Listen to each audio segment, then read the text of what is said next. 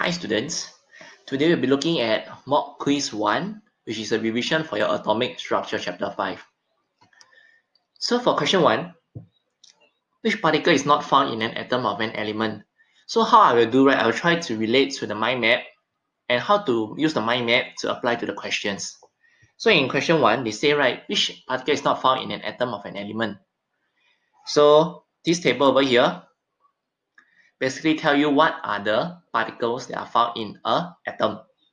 So proton, neutron, electrons, and neutrons, right, they are contained inside an atom. So for protons and neutrons, they are inside the nucleus, while for electrons, they are inside the electron shell. So in this case, my answer will be B. There's no megatron. So for question 2, an atom with a neutral charge has the same number of, okay, so why are they neutral? It's because they have same number of protons and electrons. Protons is positive 1, electron is negative 1. So when you have the same number, they will balance out each other and you'll get a neutral charge atom.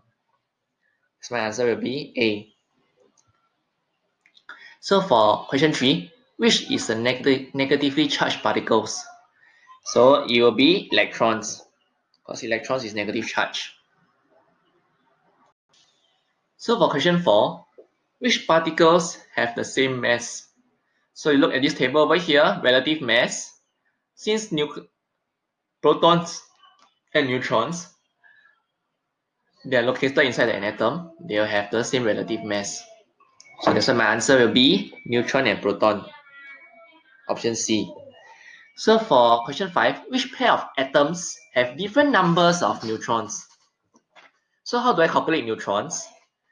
So in the periodic table, right, you are given two numbers. One is the atomic number, which tells you the number of protons. And for the other number, Z, is your nuclear number. So basically the word nucleon, it means, right, nucleus. So it contains all the particles inside a nucleus. So it will be the total number of protons and neutrons. So in order to find the number of neutrons, you need to take nuclear number minus atomic number.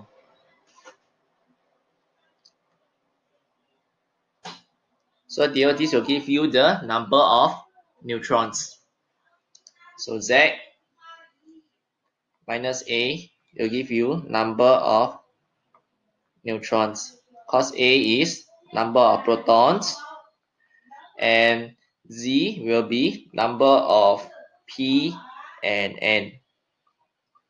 So in this case, let's look at the numbers. Okay, so you take 12 minus 6 will be 6. 40 minus 7 will be 7. So in this case, my answer will be A. The rest of them will have the same number of neutrons. Okay, now is the true-false statement. So an electron has a mass much less than that of a proton. In this case, this one is true. And electrons can only remain in its shells within an element. This one is false, because there is electron transferred whenever we form a chemical bonding. So that's why this one is false, due to electron transfer. Okay, I hope you can spell transfer if you can't see my handwriting. So part 3, an element X has a proton number 15, is an element of group 5. So how do I know, right? First step, you need to write the electronic configuration, because the number of protons will be equal to the number of electrons for an atom. So in this case, there will be 15 electrons. So it's 2.8.5. So since the valence electrons is 5, this one will be in group 5. So this one is a true statement. So for part 4, an element Y has a proton number of 13. It's a non-metallic element. So for this case, also the same thing. You write out the electronic configuration. So this one will be 2.8.3, because the number of protons is equal to the number of electrons. So now we know that it has 3 valence electrons, and we know that for elements that are metal, they are normally in group 1, 2, and 3. So in this case, this one is a false statement. So in this case, this one will be false, because a proton number of 13, it should have 3 valence electrons, and this one should be a metal because it is in group 3. And metals are found on the right side of the periodic table. This one is false. Metal is found on the left side of the periodic table. The one that is found on the right side of the periodic table, it will be your non-metal. So let's look at question 7. So for question 7, right, they say the structure of an atom, of an element, is shown in figure 7. What is the nuclear number of the atom? So basically, you need to count the total number of particles inside the nucleus. So count all of these particles here, and you get the nuclear number. So after you count the nuclear number, it will be 28. So which group of the periodic table is the element in? So in this case, right, you count that you need to first write out the electronic configuration first.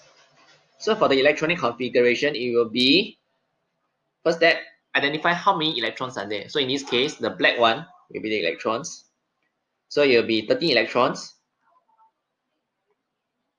So when you write the electronic configuration, it will be 2.8.3. And since it has 3 valence electrons, it will be in group 3.